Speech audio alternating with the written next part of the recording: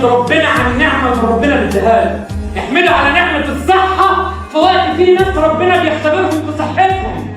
احمده على نعمه العيال في وقت في ناس ربنا بيختبرها في العيال واكيد هيعوضها. احمده على نعمه ان انت كل يوم بتروح مكفور الخاطر.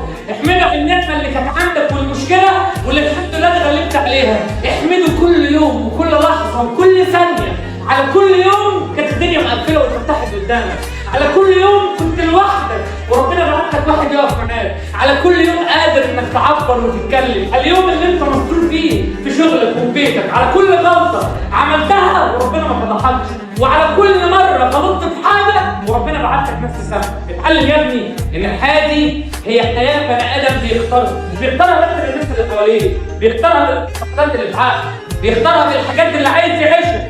واطلع النهارده يعني من المكان ده خد قرار انت تبقى اخد تاني. قسما بالله كده، قسما بالله